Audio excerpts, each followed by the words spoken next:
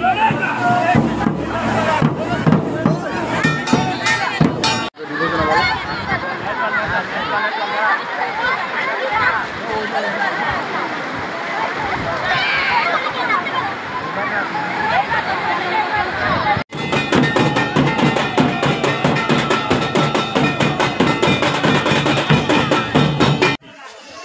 একটু আশীর্বাদ করেন। আমি তার প্রতি অনেক যে কথা বললে আপনাকে বোঝাতে যাব না। আমি একা একা প্রায় স্মরণ করি যে ঠাকুর তার জন্য ভালো রাখতো। দেশের যারা অবস্থা এখন তাদের মতো মানুষ যদি বেঁচে থাকে আমাদের মঙ্গল হবে।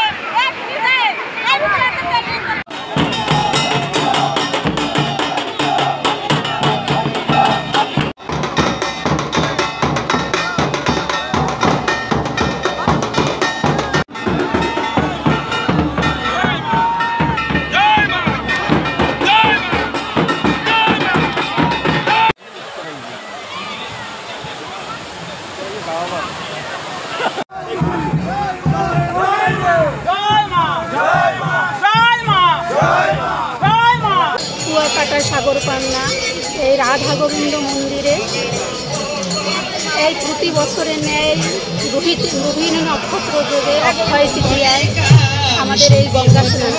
আমার মা বাবার সাথে এসেছি আজকে এখানে অক্ষয় তৃতীয়া, তার জন্য আমরা এসেছি মানে স্নান করার জন্য। এখানে মানে স্নান করলে আমাদের অনেক পাপ মুক্ত হয়।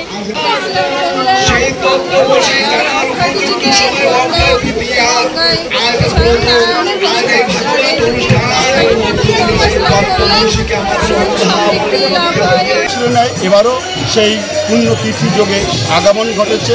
অক্ষয় তৃতীয়া মানে সনাতন ধর্মের যে আমাদের চারটি কাল সত্য ত্রেতা দ্বাপর কলি, সত্যযুগের অর্থাৎ সত্যের সূচনা, সত্যের ন্যায়, আদর্শের ন্যায়, ন্যায়ের পথে এই সত্যযুগের সূচনা হয় এই অক্ষয় তৃতীয়া। পৃথিবীর এই শ্রেষ্ঠ কাজগুলোই অক্ষয় তৃতীয়ায় অনুষ্ঠিত হয়েছে।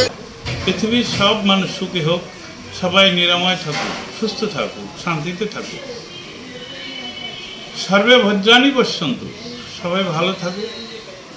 মা কশ্চিৎ দুঃখভাগে, কেউ যেন কোনো দুঃখ ভোগ না করে। ওম শান্তি, ওম শান্তি। পৃথিবীতে নেমে আসে এই তিথি ধরে, এই তিথিতে গঙ্গা স্নান করলে অক্ষয় পূর্ণ ফল লাভ হয়।